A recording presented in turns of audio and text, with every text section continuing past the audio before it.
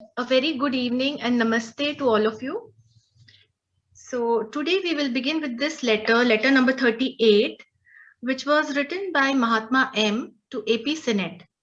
And he wrote it, it is written in the in Mahatma letter to AP Senate. There it is mentioned that it was written in February of 1882.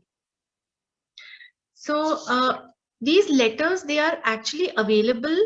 The original print, the color print of these original letters is available on the Mahatma Letters portal, which is being hosted by the Theosophical Society of America. So I have taken the liberty to share those images with you. I would like to share my screen and show you the same.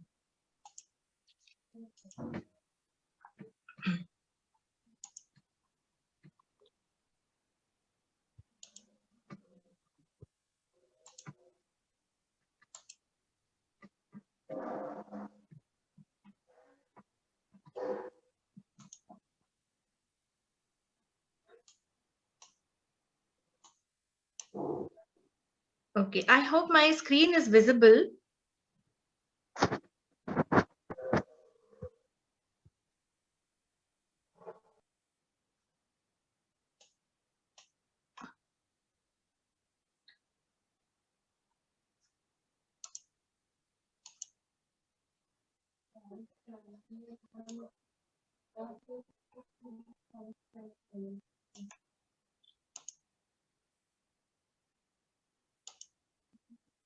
Okay, so this is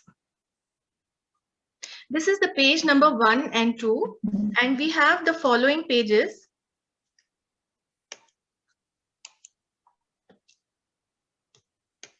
The page number 3 and 4. This letter was written by Mahatma M on 2 sheets of white paper. He wrote on both the sides, and he used red ink. So we must make a note that the letters, when we say they are written, they are not written in the hand of the Mahatma by putting the pen to the paper. It is written by a process of precipitation. Okay, and we are fortunate now we are able to see these letters, the images, and the originals are available in the British Library in UK. So moving on to this study of letter number 38. This is a very important letter wherein 2 points are main. The summary of this letter I will tell you that one, it refers to making of the all women branch of Theosophical Society, and we will see what happened, why it was not formed. And the second part is Mahatma Ji tells that to whom this knowledge can be given, the teachings, or who can be his chela. Okay, so we'll start with this. The words written on the slide, they are verbatim from the letter. So let me read this. In the beginning of the letter, Mahatma M writes, "Your illustrious friend was simply feeling sad at the thought of the great..." Sorry, any question? Okay, I will continue. Your illustrious friend was simply feeling sad at the thought of the great disappointment KH is sure to experience when he returns amongst us. The first retrospective glance at the work he has so much at heart will show him such samples of mutual feeling exchanged as the two herein enclosed. The undignified, bitter, sarcastic tone of one will give him as little cause to rejoice as the undignified, foolish, and childish tone of the other. So here, this word, illustrious friend, it is referring to how AP Senate had addressed the master when he was giving a talk earlier in 1881. So Mahatma M is humorously using the same word while he is replying to Senate. Now we know that Mahatma KH had gone on a retreat in October of 1881. But while he was gone, during his absence, he did not want that the work of the Theosophical Society should be slow or it should be hampered. And so he had requested Mahatma M to continue the work. And Mahatma M, he loved Mahatma KH so much. in the earlier letters, it is written, he refers to him as his dear brother. So he agrees to this work, although he does not like writing, we know that. And then he realizes that his ideas and communications, they are many times misunderstood and misinterpreted by Sinnett and Hume. So in spite of this, the communication continues, but this misunderstanding which happens with Hume and Sinnett, so they reply in very in sarcastic tones. They give very bitter replies to the Mahatmas, and sometimes they write in a very childish and a foolish manner. So the actual idea they are not able to grasp, and they keep exchanging these bitter and foolish ideas with the Mahatma. And that is why the real work of the Theosophical Society, that is getting hampered. So moving to the next slide.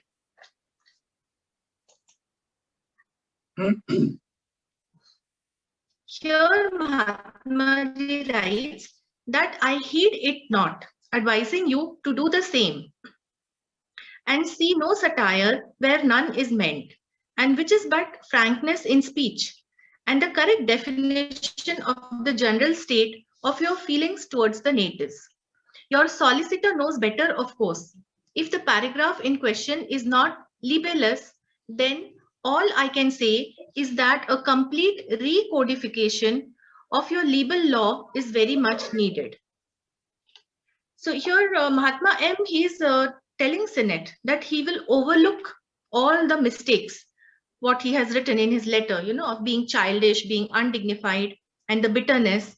And he advises Sinnett also not to misinterpret and find satire in Mahatma M's letters, because that is frank speech, that is not sarcastic. So the situation is like this, that in the earlier letter which Mahatma M had written to Sinnett, that was the Mahatma letter number 114, which is in the chronological order, the letter 32. So in that letter, Mahatma M had written to him that the real feelings of Sinnett, they are like this. He feels very nauseous when he looks at the locals.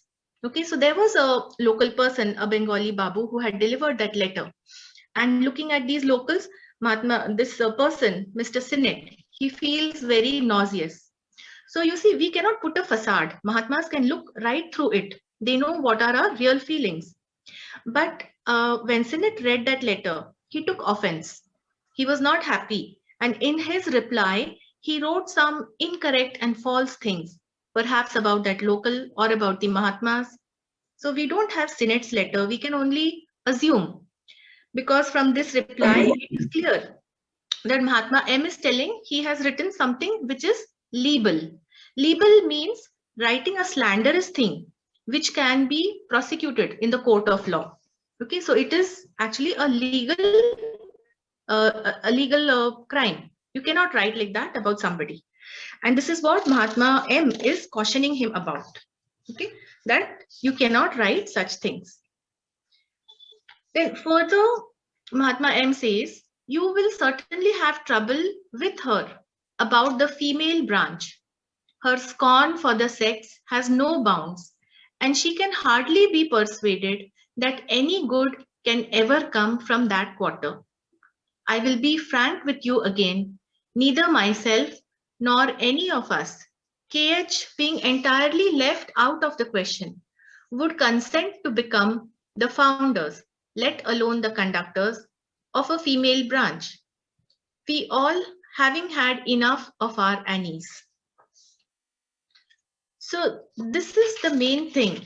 At that point, in the early days of the society, there was this idea, this inclination of creating an all-female branch. In the previous letter, Mahatma has mentioned about this to Sinnett. But here in this letter, he is saying that this intention to establish the all-women branch in the Theosophical Society, Madame Blavatsky, she will never want this, because she has extreme dislike. She has extreme, to the extent of contempt. She would not like to have a branch which is only for women. And she would never agree that this will be beneficial. So we need to understand why Madame Blavatsky would have such a kind of opinion or an idea. So let us see what is her temperament, what was her life, why she was so against of this all women branch. Now we know that Madame Blavatsky, she was born in 1831 in Russia. At that time, the Russian women or the entire society at that time, women were considered subservient. They were not given the same education as men. Okay. In spite of this, HPB, she defied all the customs and all the traditions which were meant for women in the society. And she displayed great mental and psychical abilities. Also, she had wide-ranging knowledge, even though she was not formally educated. She challenged all the dogmas of religion, the misconceptions of science, and also she opposed materialism. So you see, her nature was very courageous and fierce. She was, due to her courage, she was called lion-hearted. And she started this, she was the co-founder of the Theosophical Society. This is an altruistic society. And she started it when there was the height of materialism in the general society. And you can see that despite she did not know the language, she started it in a foreign country. So such was HPB. Temperamentally, she would flare up very quickly. You know, she had a temper, but she had a very large and forgiving heart. And her loyalty towards her teacher, that was unblemished, totally loyal to her teachers. So such kind of temperament HPB had. And this was diametrically opposite to the women of that time, the 19th century. They were docile, they were treated subservient. So perhaps this was the reason that she was not in favor of having a all women branch in the Theosophical Society. Further, in the next point, Mahatma M is saying that none of the Mahatmas would be agreeable to start this all women branch, and Mahatma H least of all. So he says that they all having had enough of our Annies. Now Annie is a prefix. It is added to the name of a nun in Tibetan Buddhism, just like sister is added in Christianity to the nuns. So when we speak about all women branch, when we are talking about gender, there are a few points we should keep in mind. So I would like to point out these things, these factors, that we may say that yes, there are temperamental differences between male and female. But this classification, it is applicable only to personality. That is the physical body. It is part of the lower quaternary. The individuality, or that which is our higher self, the Atma, Buddhi, Manas, that has no gender. The same individuality, it will incarnate as a male or as a female in successive incarnations. So this form that is there, the gender, the physical body, the gender of the physical body, that serves only one purpose. It helps to unfold the divine virtues or the divine qualities. So the qualities, divine qualities like courage, strength, nurturing, compassion. So it may be that one form is more suitable to unfold certain qualities and another form is more suitable for unfolding other qualities. So that is the only difference. But in the end, all the divine qualities are unfolded and assimilated in the individuality. So this is one point we must keep in mind about gender. And the second thing is that the male and female principle, they are inherent in every being, in every incarnated being. We can call it yin or yang, or we can call it Shiv Shakti, anything that is active passive principle, consciousness and power. So all these, they symbolize duality. And duality is the objective reality which we can see. We see duality everywhere in nature, right? And this duality, it seeks equilibrium. It seeks perfect harmony. This is unity. And unity is the subjective reality. So this male-female principle, it is inherent even in man and even in women. This is the second point we must keep in our mind when we are talking about gender. And moreover, adeptship, it can be attained by any person, whether he is a male or whether she is a female. In the Theosophical Society, we have Madame Blavatsky, Colonel Olcott, and even other great theosophists like T. Subbarao and Mavlankar. They have affirmed that women adepts are there, and they personally knew many women, initiated women. Okay, so anyway, the object of the all-female branch was not to make adepts, but we must understand that women also can reach adeptship. Okay, now the last thing which I would like to mention here is that the all-women branch, it was not needed, because see, men and women, they are equally admitted in the Theosophical Society. That is the first object of the society, right? That there should be, it is a nucleus of universal brotherhood without distinction of race, creed, sex, and caste and color. So there would be no distinction. So this is the idea or the inclination what HPB and Mahatma M had about the all-female branch. Now, further regarding the same, moving to the next slide. So Mahatma M is also saying at the same time that we confess that a great good may result of such a movement. The females having such an influence over their children and the men in the houses. You being such an old and experienced hand in that direction could, with Mr. Hume's help, be of immense use to KH from within the area of whose lovable nature, with the exception of his sister, females were always excluded, and love for his country and humanity reigned alone. He always felt the need of enrolling women, yet would never meddle with them. There is a chance for you to help him. So you see, although he was not inclined, Mahatma M was not inclined for a women-only branch, but he confesses, he agrees that yes, a great benefit could, the Theosophical Society could benefit greatly by a all-women branch. Why? Because women have great influence over their families. We know that it is the truth. A mother is the first guru of her children, right? We know that a wife has considerable influence over her husband. We can see that how close a father-daughter bonding can be. And fathers, they will go to any length to fulfill the wish of their dear daughter. And same goes for the relation of brother and sister. So it is not without reason that there is a saying that if you teach a man, you teach only one person. But if you teach a woman, you are teaching the whole family.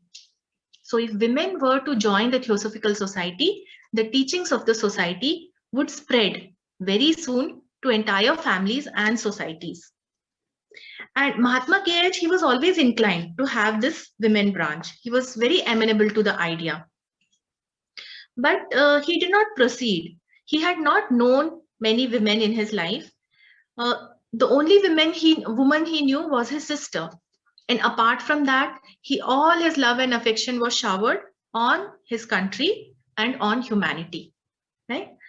So Master M says that Sinnett and Hume can help because they are family people, they are married, they know how much influence women have in the family. So they could help Mahatma KH in this regard for creating the women-only branch.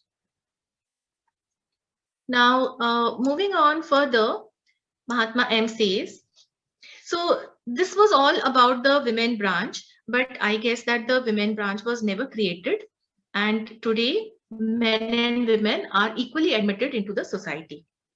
In the letter, Mahatma M has further said, I say then that it is the vilification and abuse of the founders, the general misconception of the aims and objects of the society that paralyze its progress, nothing else. There is no want of definitiveness in these objects. There is no want of definitiveness in these objects were they but properly explained. The members would have plenty to do. Were they to pursue reality with half the fervor they do mirage.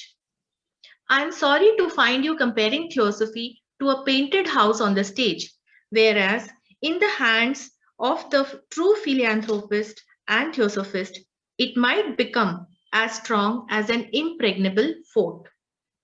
So here we see that, the progress of theosophical work was not happening as desired. Master M emphasizes that this work was not progressing because many members during the early days of the society, they were heaping abuse on the founders. They were slandering them. They wrote disparaging articles and a similar speech about the society founders. The society founders, we know Madame Blavatsky and Colonel Olcott, they were the co-founders, but on the inner planes, Mahatma M and Mahatma KH, they were the real founders of the society. So at the time the society was founded in November 1875, the chief objects of the society, what were they? I will just read them out. They were similar to the objects that are there today, with just a few difference in the words.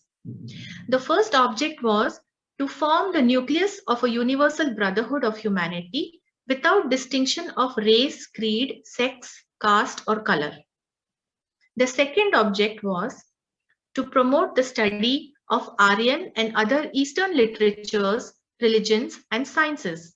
The wordings of second object are changed. Now, currently, they are to encourage the comparative study of religion, philosophy, and science. And the third object in that early days, it was to investigate the unexplained laws of nature and the psychical powers of man. So you see all these three objects, they are very definite and there is no vagueness in them at all. That means you cannot get confused what you have to do. They had set a huge task for the members. There was a lot of work to be done. They need to understand what is universal brotherhood. They need to internalize the teachings, the theosophic teachings, and then they have to live a theosophic life by practical service. But this was not happening. Instead of doing this real work of the society, the members, they were more interested to come in contact with the Mahatmas. They wanted to acquire these occult powers. So this was a mirage. This was never going to happen because that was not the object of the society. So that is what Mahatma M is saying here. Okay. Now, further Mahatma M says that actually he is very sorry for Sinnett. He says that Sinnett is not able to understand what is the true value of this theosophical knowledge. He's comparing theosophic knowledge to a house painted on the stage. This is something temporarily built for a performance, and thereafter it will be dismantled. But whereas theosophic knowledge, it is like a strong, impregnable fort. We will see what it means. This theosophic knowledge, when it is assimilated by a true philanthropist or a true theosophist. Now, who is a true theosophist? He who will consider the good of humanity above his own. At the top quality or the ideal quality in a true theosophist is absolute selflessness, total altruism. So by such a person, when he becomes a living embodiment of theosophic knowledge, he is living his life as theosophy, then his spiritual unfoldment is bound to happen. His mind, his feelings, and his actions, they become purified. And his mind becomes like a strong, impregnable fort. Impregnable means that which cannot be breached. So this pure mind, it cannot be breached, meaning it will not revert to selfishness. It cannot revert to falsehood again. So the spiritual unfoldment which will happen if you assimilate these theosophic teachings, then you will not revert back to the selfishness or falsehood. So this is the impregnable fort. Okay. Okay. So moving to the next slide, Mahatma M says that men who join the society with the one selfish object of reaching power, making occult science their only or even chief aim, may as well not join it. They are doomed to disappointment as much as those who commit the mistake of letting them believe that the society is nothing else. It is just because they preach too much the brothers and too little, if at all, brotherhood that they fail. He who joins the society with the sole object of coming in contact with us, and if not of acquiring, at least of assuring himself of the reality of such powers and of our objective existence, was pursuing a mirage. So in this slide, you can see Mahatma M explains how the members are missing the real object of the Theosophical Society. Their aim is to learn occult science with the selfish interest to gain these occult powers for their own personal gains. Occult means, we know what occult means, it is hidden. Okay, so something which is not readily apparent, because it is not on the physical plane, it is not a physical phenomena, but it has its existence on the subtler planes of nature or in the inner constitution of man. Those are the occult powers, and that knowledge is what most of these people, the members in the early days, they wanted. Okay, so many early members, they mistook that the Theosophical Society is merely a school to teach this occult science. And this was a mistake. And Mahatma Ji says that they were sure to meet disappointment. These members, they talk too much about brothers and too little about brotherhood. Who are the brothers? The brothers are the Mahatmas, the masters of wisdom. They have this wisdom, this power, which they utilize solely for the welfare of humanity. Okay, and they have reached this stage after countless incarnations of self-discipline. Okay, so to reach that, it is a very lofty aspiration. Yes, we can have that. But more than that, we have to focus on brotherhood. Brotherhood, it is a fact in nature due to our common divine origin. Okay, children of one father, so they are brothers. So all the beings, we have a common divine source, the one absolute. Okay, so just as the masters are our elder brothers, so also we are the elder brothers to all the beings of the kingdoms below us, the animals, the plants, the mineral, and all the kingdoms below us. So brotherhood really means caring, sharing, and working selflessly for others. But instead of focusing on this, these members were fascinated to become adepts themselves. So they focused on the brothers, that is the Mahatmas. We have to live the brotherhood rather than being fascinated by the Mahatmas and their power and wanting to acquire it for our selfish purpose. That is a mirage. Now, moving further, we go to the next slide, where Mahatma Ji says that, did we move to the next slide? It is he alone who has the love of humanity at heart, who is capable of grasping thoroughly the idea of a regenerating practical brotherhood, who is entitled to the possession of our secrets. He alone, such a man, will never misuse his powers, as there will be no fear that he should turn them to selfish ends. A man who places not the good of mankind above his own good is not worthy of becoming our chela. He is not worthy of becoming higher in knowledge than his neighbor. If he craves for phenomena, then let him be satisfied with the pranks of spiritualism. Okay, so see, this letter is classified in the section probation and chelaships, and here Mahatma Ji is clearly telling that who is worthy of becoming a chela and who is not. So Mahatma M is explaining who deserves this knowledge. Only that man who has genuine love for humanity. Notice the word genuine love. Motive is very important. We may show that we love others for the reason of gaining name and fame. So we are doing an action, but motive is something different. So that is not genuine. a person who has genuine love for humanity in his heart, and he realizes and lives practical brotherhood. So we said that brotherhood is a fact in nature due to our common divine origin, but it is lost. This brotherhood, it is lost due to selfishness.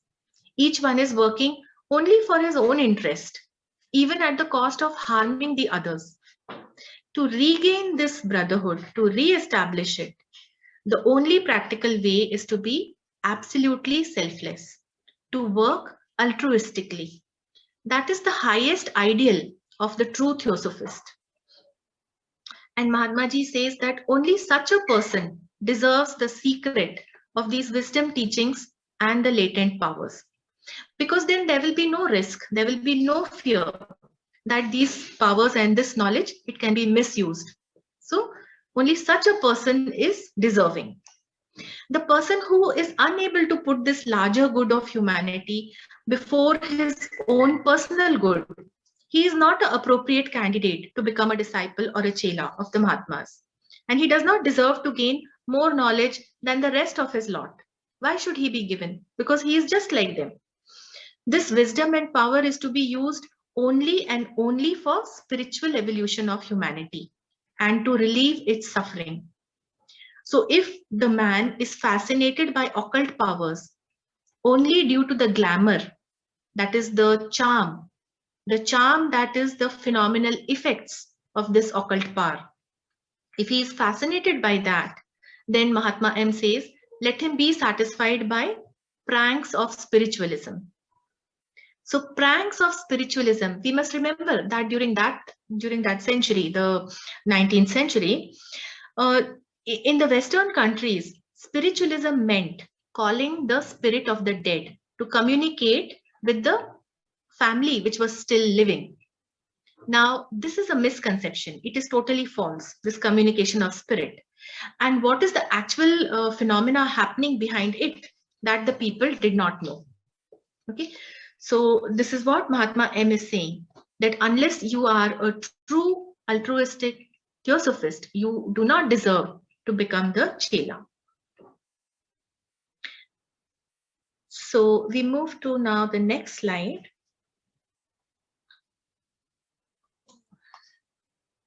There was a time when from sea to sea, from the mountains and deserts of the north to the grand woods and downs of Ceylon, there was but one faith, one rallying cry, to save humanity from the miseries of ignorance in the name of him who taught first the solidarity of all man. So we know that in the history of mankind, time and again, so many Mahatmas, avatars, they have walked on this earth and they have given the teachings of the ancient wisdom to man, which was relevant to those times, those places, and those people. Right? So there was also a time, that is 5 centuries before Christ. Prince Siddharth, he was born. He was Siddharth Gautam, who attained enlightenment and became Mahatma Buddha. So he transcended, he was born in this race, in our race, human race, and he transcended the human kingdom. He moved to the kingdom of the exalted beings, right? And when he gave his teachings to mankind, at that time, in this entire Indian region, right from sea to sea, that is from the Arabian Sea in the west to the Bay of Bengal in the east, and from the Himalayas and the cold desert in the north. Cold desert is the region of Ladakh and Tibet. So from that region down south up to Ceylon, which was covered with dense forested. So this entire region, his teachings were given and people followed those teachings, right? And he is the one who first taught the solidarity, that is the brotherhood of man. And this one faith existed at that time. And he said that all these miseries of man, they were due to ignorance. So in this slide, Mahatma M is actually referring to Mahatma Buddha. Okay, and Mahatma Buddha taught this solidarity or the brotherhood of man First, he taught that, and then he gave the 4 noble truths, and then he gave the eightfold path to relieve man of his suffering, which was due to ignorance. Okay. So, Mahatma M then further tells Sinnett that these, you may say, are beautiful visions which were once realities on earth but had flitted away like the light of a summer evening. Yes, and now we are in the midst of a conflicting people, of an obstinate, ignorant people seeking to know the truth, yet not able to find it, for each seeks it only for his own private benefit and gratification, without giving one thought to others. So Mahatma M, he agrees. He says that yes, this land was once following the teachings of Mahatma Buddha. That was a reality. But just like in the summer season, there's a beautiful evening sunset and then the darkness of night falls. So similarly, the times changed, people changed, and they stubbornly held on to their views. They were in conflict with each other and they worked only for their own self-interest. So this darkness of ignorance came over them. So we must realize that, the truth, how can you realize the truth when you are practicing this separatism, right? So that is the ignorance, that each one is working only for his own good. We must realize that we are part of the whole, and what affects one affects the rest of us. And this universe is actually one whole living organism.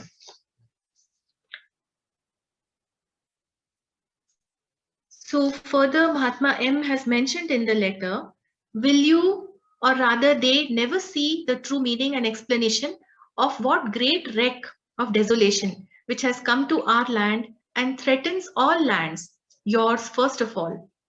It is selfishness and exclusiveness that killed ours, and it is selfishness and exclusiveness that will kill yours, which has in addition some other defects which I will not name. So Mahatma M is feeling sorry for those people. In their ignorance, they cannot grasp the doom which will befall on their land if they don't give up selfishness and exclusiveness. What is exclusiveness? It is separatism, to exclude the other people from your profit or from your gain, whatever you are doing. You are not working for the common good. That is exclusiveness. And we see that in our own region, here in India, history is witness that this Indian region has been ravaged by numerous invasions since ancient times. This land was once rich in culture, heritage, and prosperity, but it was rendered desolate. Okay. Why? Due to the looting and marauding invasions and the constant internal conflict that was there among the princely states. So you see, internally the people, they brought on this misery on themselves. And the main cause for it was selfishness and treachery. So Mahatma M explains this to Sinnett, and you see these letters were written at that time when India was under the occupation of the British, right? And we know that Mahatma M has a great patriotic quality. He loves his country. In spite of this, we can see that he is holding the good of entire humanity above the love for his country. So he holds the good of entire humanity above any other virtue. And that is the reason he is giving these teachings to Sinnett and Hume, because he does not want that the same fate should befall their land.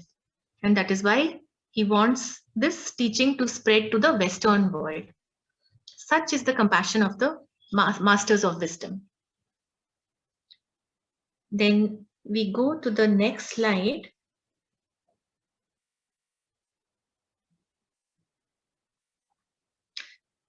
The world has clouded the light of true knowledge, and selfishness will not allow its resurrection, for it excludes and will not recognize the whole fellowship of all those who were born under the same immutable natural law. This is a very important statement. Okay, fellowship of all those who were born under the same immutable natural law. Mahatma M says that selfishness has blinded us to the light of true knowledge. What is true knowledge? We know that we are a spark of the divine. We are the divine pilgrim who has started on this journey in the universe aeons ago, when the universe was manifested. And this spark of the divine, it is taking on this vehicle, it is taking on the garment of different forms, different bodies in successive incarnation to unfold its divine potential, and then it is journeying back to its source, that is unity. So this is the true knowledge. Okay. And this immutable law in nature, that is the one absolute, boundless reality, which is the source of all things in the universe. And that is the secret of our brotherhood, because all of us have our origin or our source in that one absolute reality. So this is the strongest message that Theosophy gives us again and again of brotherhood, that we have one divine source and we are all in this journey together going back to our source.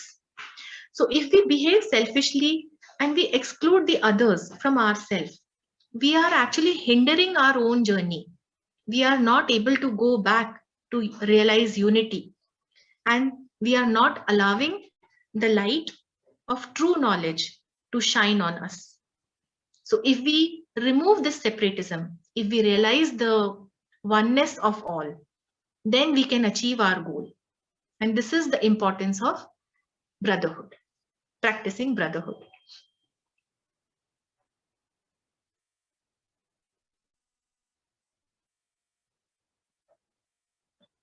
Now, this is the last part of the letter where Mahatma M is talking about Sinnett. He talks about Sinnett's good qualities.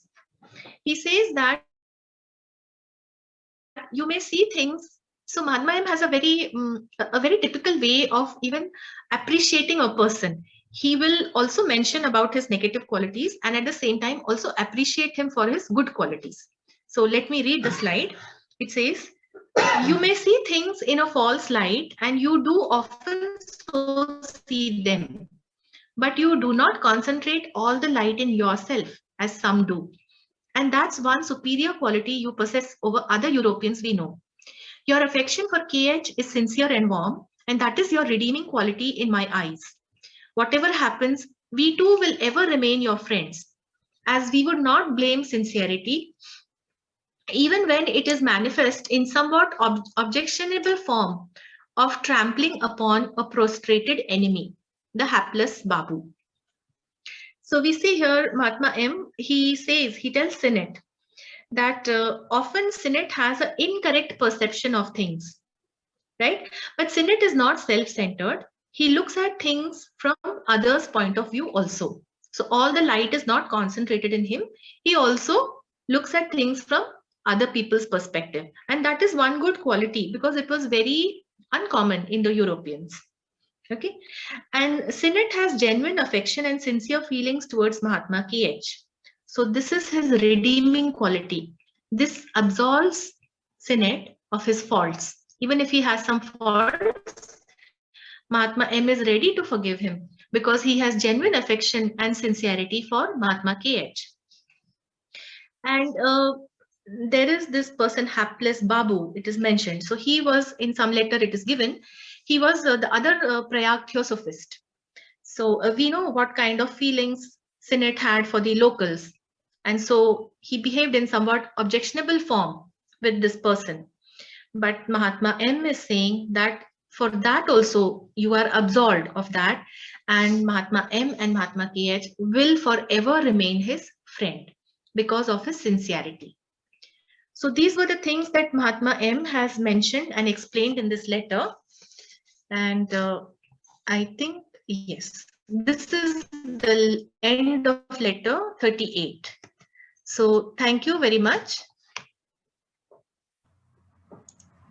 Thank you, Vivaji. Now I request Sister Minakshi to summarize it in Hindi language.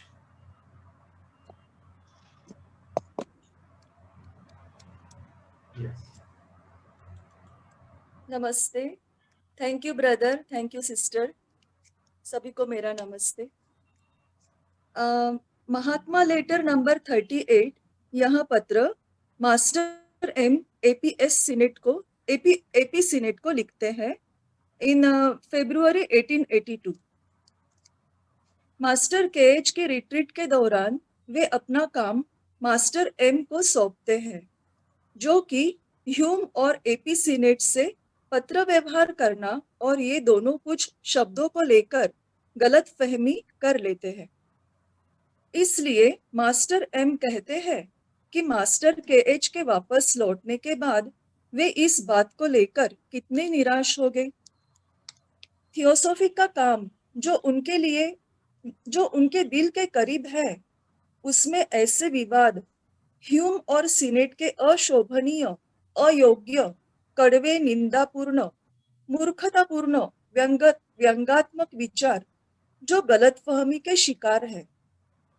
फिर जब senate master M को highness जैसा उच्चतम मान देकर संबोधित करते हैं, तो वे कहते हैं कि इस मान का मैं कतई हकदार नहीं हूं और जो मुझे व्यंगात्मक लगता है, किसी भी उपाधि से हम अछूते हैं। वे बस विचारों और भाषणों की स्पष्टता और मूल निवासियों के प्रति आदरभाव चाहते हैं। फीमेल ब्रांच यानी महिला शाखा के बारे में वे कहते हैं कि मास्टर एम कहते हैं कि एचपीबी को यह प्रस्ताव नामंजूर होगा।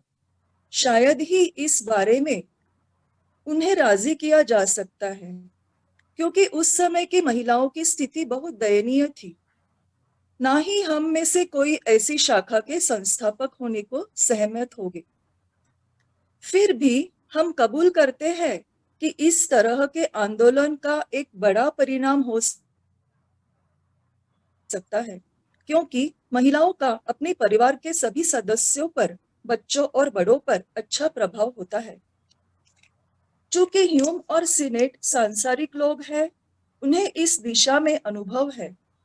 आप इसमें मास्टर केएच की सहायता कर सकते हैं, ऐसे मास्टर एम कहते हैं।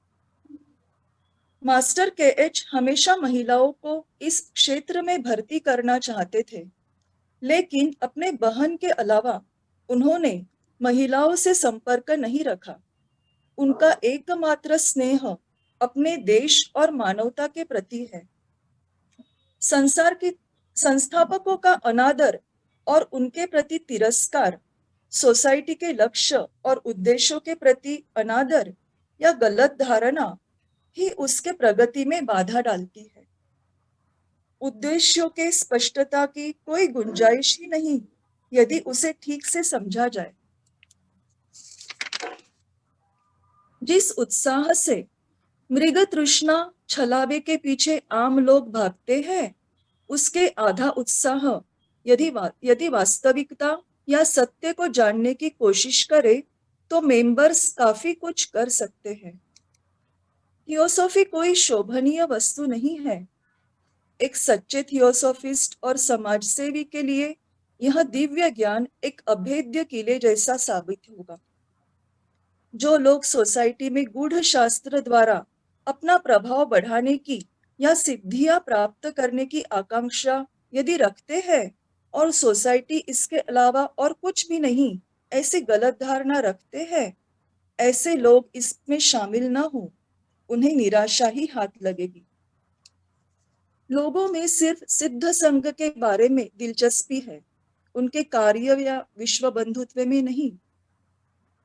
ऐसे लोग जिन्हें सिर्फ हमारे अस्तित्व, हमारी शक्तियां या हमसे संपर्क करने का एकमात्र उद्देश्य है, तो वह मृग तृष्णा के समान होगा, जिससे कुछ हासिल नहीं होगा।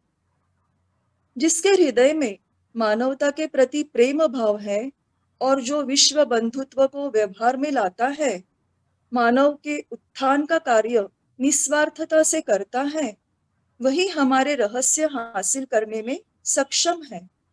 ऐसे मनुष्य ही अपनी शक्तियों का स्वार्थ हेतु दुरुपयोग नहीं करेंगे। ऐसे मनुष्य जो मानवता की भलाई को अपनी भलाई से ऊपर नहीं समझते, वह हमारे चेला बनने के लायक नहीं है। वह अपने संपर्क में आने वाले लोगों की तुलना में अधिक ज्ञानी होने के हकदार भी नहीं है। यदि वह पारलौकिक घटना देखने की लालसा रखता है तो वह पाखंडियों के चाल से संतुष्ट हो जाए। एक समय ऐसा भी था जब पूर्व से लेकर पश्चिमी समुद्र तक, उत्तर के पहाड़ों और रेगिस्तानों से लेकर सिलोन के भव्य जंगलों तक एक ही विश्वास था, पुकार थी, श्रद्धा थी भगवान बुद्ध के नाम पर, जिन्होंने मनुष्य को एकात्म भाव सिखाया, मानवता को अज्ञानता के दुखों से बाहर निकाला। मास्टर प्रश्न करते हैं कि अब वह श्रद्धा कहाँ है? हमारे लोगों की भव्यता, दिव्यता और एकमेव सत्य की तेजस्विता कहाँ है? शायद आप कहेंगे यह एक दिवा स्वप्न है, सुंदर कल्पना है जो कभी वास्तविकता थी। अब हम परस्पर विरोधी संघर्षशील अज्ञानियों के बीच हैं, जो सत्य को जानना चाहते हैं लेकिन जिसे पाने में वे सक्षम नहीं है, क्योंकि वे दूसरों का विचार किए बगैर केवल अपने निजी लाभ और संतुष्टि के लिए पाना चाहते हैं। मास्टर एम कहते हैं कि जो भग्नता, वीरानी और अवनति हमारे देश में आई है, वही हालत दूसरे देशों की भी होगी, सबसे पहले आपके देश की होगी। स्वार्थ और अलगावपन, श्रेष्ठत्व की भावना ने ही हमारे देश को मृतप्राय किया है और इसी अवगुण से आपका देश भी मृतप्राय होगा। दुनिया ने सच्चे ज्ञान के प्रकाश को धूमिल किया है।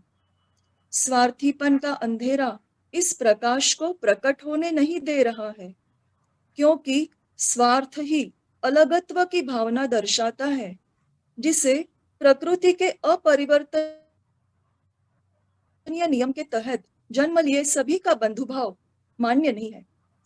मनुष्य चीजों को उनके वास्तविकता के प्रकाश में नहीं देखता।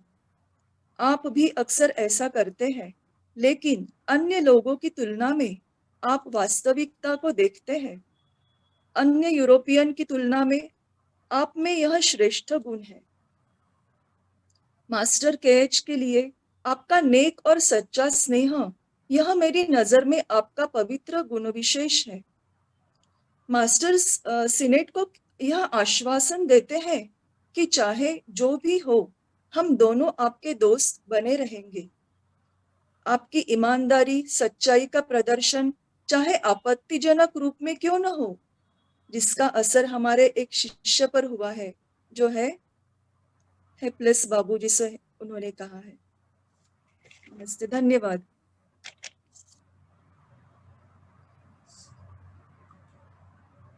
धन्यवाद मीनाक्षी जी। Now we have completed the total discussion study of letter number 38. If anybody likes to ask any question, they can ask the question. Hello sir, नमस्कार। Yes. सर नमस्कार।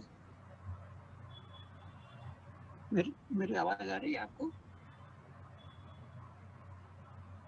हेलो हेलो, बोलिए। हेलो। ये लास्ट में ये helpless बाबू कौन है, क्या बताया आपने? हेल्पलेस बाबू। हेल्पलेस बाबू इसको कहा गया लास्ट वाला word. He is Yes, asking I can. Yes. So in the previous letter also we have seen that Mahatma M, he mentions about the Prayag Theosophist, and this letter was also received in Allahabad. Okay, so Sinnett was perhaps in contact with these Prayag Theosophists, and we know what his feelings were towards the locals. So this person, he was a local person, and Sinnett's feelings were very objectionable towards him. तो वो उस laws के, Allahabad laws के एक member होंगे। अच्छा बहुत से मेंबर होंगे। अच्छा, एक प्रश्न और, ऑल वुमेन सोसाइटी का क्या मतलब? अभी जो चल रहा है 75 से 82 तक, उसमें पुरुष भी है, सब है, तो क्या उसको कन्वर्ट करना चाहते थे ऑल वुमेन सोसाइटी करके? कन्वर्ट नहीं करना चाहते थे, एक ब्रांच केवल विमेन के लिए बनाना चाहते थे, जो कि अच्छा, बाद में अलग नहीं से, बनाई गई। माने कुथुमी साहब बनाना चाहते थे, यानी कुथुमी साहब की वो थी concern. It was just idea, मगर वो ब्रांच बनी नहीं। अच्छा, idea of master Kuthumi. We do not know idea of whom, but it has been अच्छा discussed in the letter. And अच्छा, जो previous letter है उसमें भी इसके बारे में जिक्र है। Okay okay, thank you. Welcome.